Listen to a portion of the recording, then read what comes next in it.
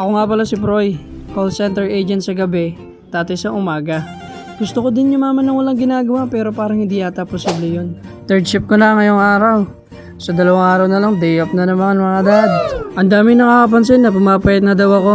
Feeling ko tuloy effective yung calorie deficit ko everyday. Mga 2,000 plus ata yung calorie maintenance ko so babawas lang ako ng 500. Lakad ulit tayo papuntang free parking para makauwi tayo agad. Umiyak nga dito si ate, akala niya iwan namin siya. May iwan talaga dapat si ate kasi sobrang init at malapit lang din naman yung center dito sa Hacienda. Init din kasi mga ganitong oras, kahit 11 pa lang, init na. Pero no choice, sasama pa rin yan kahit anong mangyari. Bilad ka ngayon, boy.